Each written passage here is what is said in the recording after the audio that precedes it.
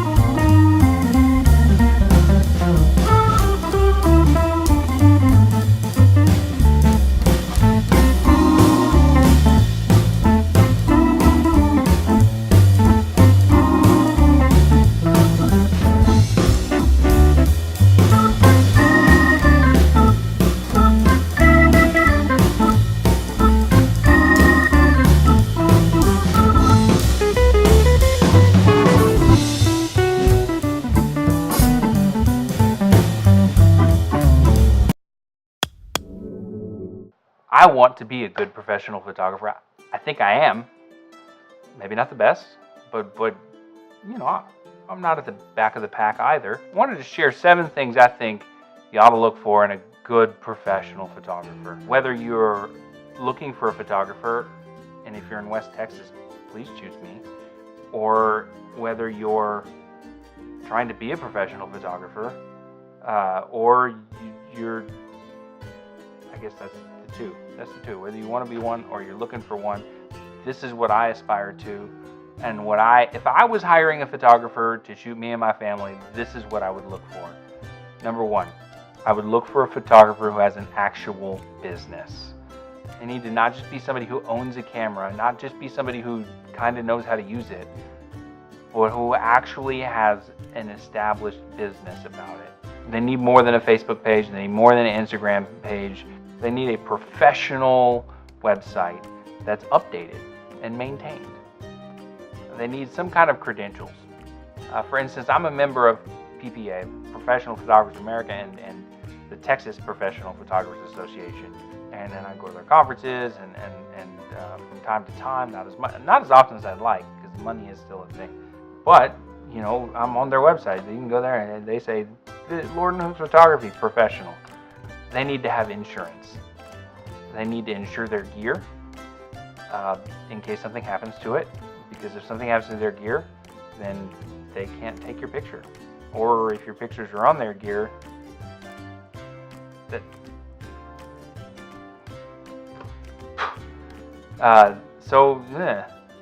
they need to be insured for liability. They need to be insured. What if somebody gets hurt on a shoot? You could sue them, but where are you going to get the money from if there's no money? So they need insurance. They need to insure the gear. They should be insured against liability. Also, with the real business is going to come backups. I lost photos once.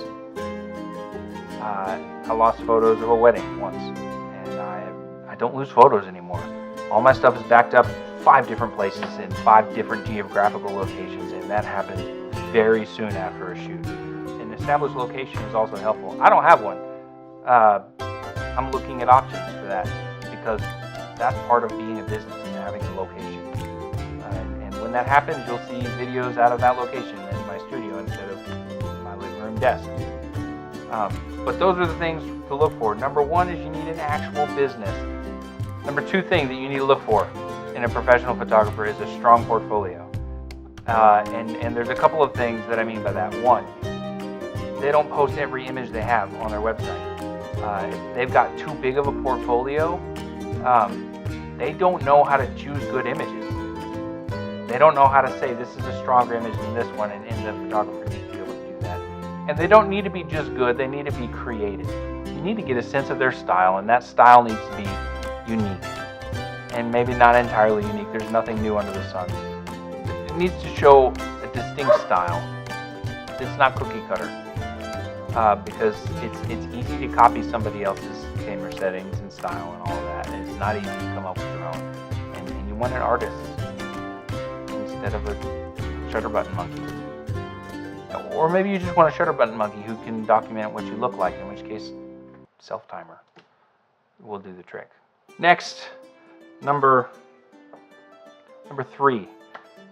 is that they need to demonstrate a level of professionalism and competence when you interact with them. So for instance, a good professional photographer will have reviews available for you to read. You can find mine on Facebook or on the very front page of my website, because I want people to see this is a guy that other people have used and appreciate the work that he does. They're also going to have somebody helping them. And this might be controversial, but one of the first things I started praying for and looking for when I'm kind of started pursuing the professional photography thing was somebody to help. And I found one of the greatest people. I've got several. But one of them is her name is Alicia. She's the best. You're going to see a lot of pictures of her on my various. But you don't want to go to a shoot one-on-one with the photographer. That's how bad stuff happens.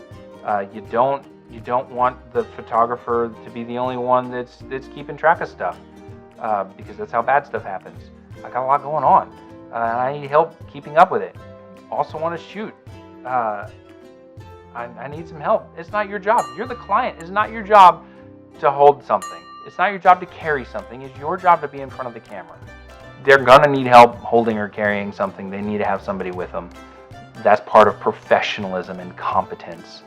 And something I'm always working on, part of professionalism and competence, is a good bedside manner, a good rapport.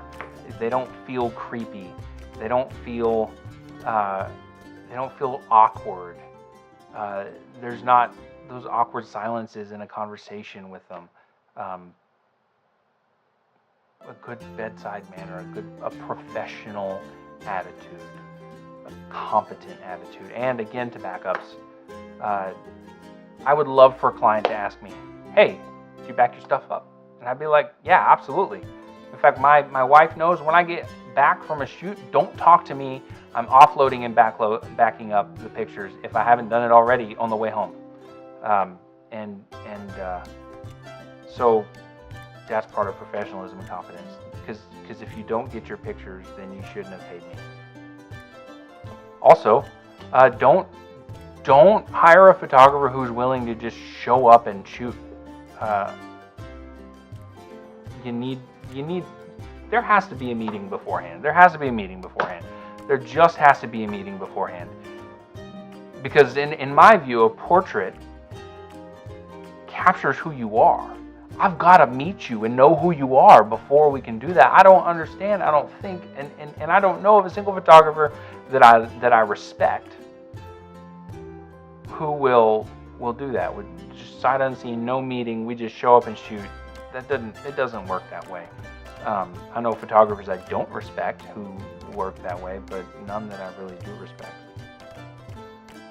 And at the meeting, you need to make a good plan. You need to walk away from that meeting with a clear understanding of what is going to happen on the shoot or at the event. What can I expect out of the photographer? How can I help the photographer? Because it's a team effort. Good pictures depend on a well-prepared client, and just as much as they do on a competent photographer. And it's the photographer's job to prepare the client, so together they can make good pictures. Number 4, a contract. Don't pay a photographer without a contract. And I've done work without contracts before, but I've got contracts, and we'll sign a contract. That keeps me accountable. That keeps you accountable as the client. You need a contract. You need to have a photographer who's upfront about their pricing, because when you see the pricing on their website, or when you ask and they just tell you, this is what I cost,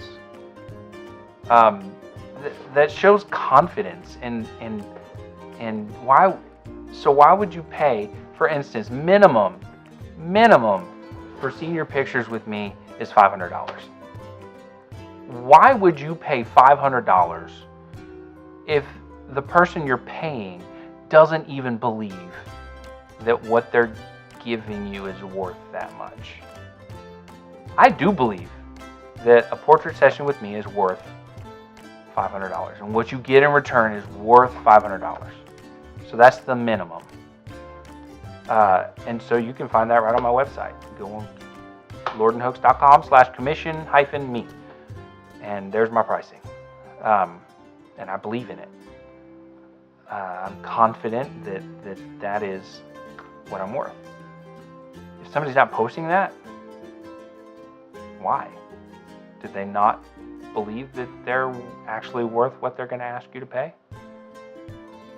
And what other business do you go and you don't know how much it is, almost right away? That's one of the first questions you want to ask is, how much is this? Can I afford it? And you know what? If you can't afford me, that's fine. Ferrari doesn't lose sleep overnight because their cars are expensive. They just find the people who will buy the expensive cars. Finally, your photographer needs to be passionate about it. Nobody wants art that was made, lackadaisically.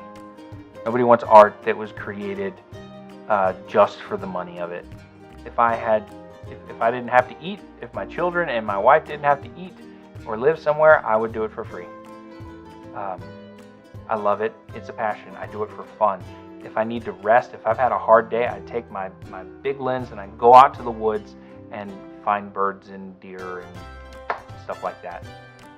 And that's how I relax and rest. I have a passion for it.